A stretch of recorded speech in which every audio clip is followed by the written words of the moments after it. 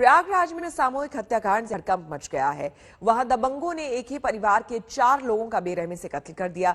परिवार का आरोप है कि पुलिस ने कई बार शिकायत के बावजूद एक्शन नहीं लिया। हत्याकांड के बाद अब 2 पुलिसकर्मी सस्पेंड किए गए हैं। इस मामले को लेकर सियासत भी तेज हो गई है। प्रियंका गांधी पीड़ित परिवार से मिलने पहुंची और यूपी में लॉ एंड ऑर्डर का मुद्दा उठाते हुए जमकर हमला किया।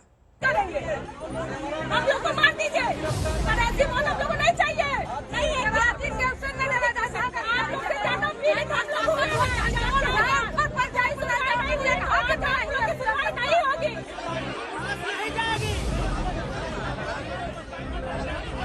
ये गुस्सा है उस प्रशासन के खिलाफ जिसका खौफ दबंगों के चेहरे पर दिखाई नहीं देता।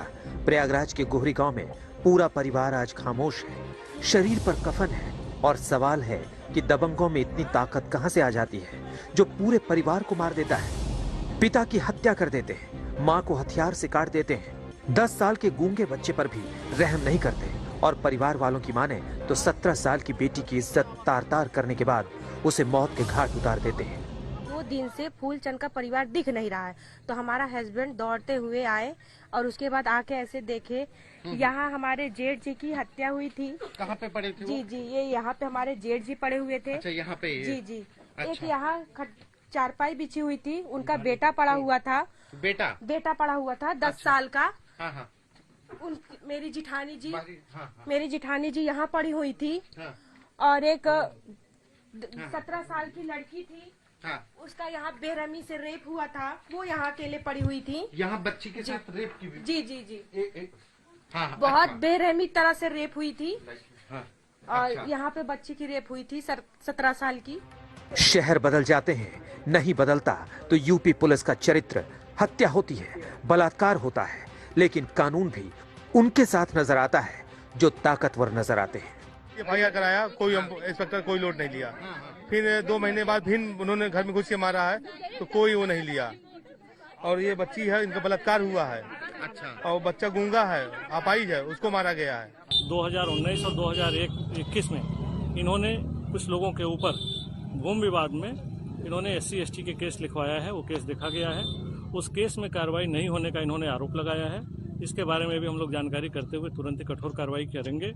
संदिग्ध लोगों को इनके नाम के आधार पर हम लोगों ने पूछताछ के लिए हिरासत में ले लिया है और पूछताछ करके इस घटना का खुलासा जल्दी ही किया जाएगा। खाकी पर एक बार फिर दाग लगा है। गांव में गुस्सा है। परिवार शव का अंतिम संस्कार करने को तैयार नहीं है। उन्हें न्याय चाहिए। प्रयागराज के गोहरी गांव में एक ही परिवार के 4 लोगों की बेरहमी से हत्या कर दी गई। हत्या करने का आरोप गांव के ही दबंगों पर है। लोगों की नाराजगी है कि दबंगों पर पुलिस ने कार्रवाई नहीं की, जिसकी वजह से वो मनबड़ होकर के उन्होंने पूरे परिवार की हत्या कर दी। ये 4 लाशें पड़ी हैं। नाराज लोगों ने चारों का पोस्टमार्टम के बाद उनके शवों को यहाँ पर रखा हुआ है। पति पत्नी है, बेटी है, बेटा है। चारों के हत्या करने के बाद से अब जो नाराज लोग हैं वो यहाँ पर आक्रोशित हैं। मौसम चुनावी हो तो हर मुद्दा सियासी हो जाता है। ऐसे में गोहरी गांव में भी नेताओं का जमावड़ा लगने लगा है। सब अपने हिसाब से सियासत को चमका रहे हैं। समाजवादी पार्टी से लेकर कांग्रेस तक अब कानून व्यवस्था को लेकर यूपी सरकार पर हमलावर हो गए हैं।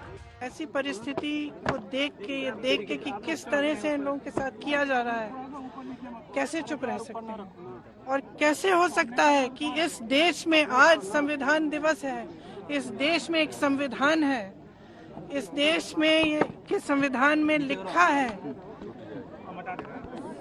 कि इस तरह के हादसे नहीं होने चाहिए, अगर होते हैं तो कार्रवाई होनी चाहिए। तो मैं समझ नहीं पा रही हूँ कि कैसे मैं बार बार हर 2 दिन हर 3 दिन में आती हूँ, किसी से मिलती हूँ, ऐसा ही हादसा होता है। आगरा को देखिए, केवल इलाहाबाद में हत्या हुई, किस तरीके से निर्मम हत्या हो गई परिवार के सदस्यों की, और मथुरा में जिस तरीके के साथ बेटी के साथ जो घटना हुई है। इस सरकार ने ठोकर राज चला रखा है, ठोकर राज। जब प्रदेश में इतनी बड़ी संख्या में डीजीपी आए, क्या समीक्षा की उन्होंने? क्या सरकार ने समीक्षा की? क्या यही समीक्षा की कि खुला छोड़ दो पुलिस को? किस तरीके से कानून व्यवस्था चौपट हुई उत्तर प्रदेश में, लोग हत्या हो रही लोगों की।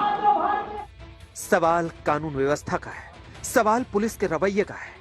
कैसे मजदूरी करने वाले पूरे परिवार का कत्लेआम हो जाता है। संतोष शर्मा, प्रयागराज, आज तक।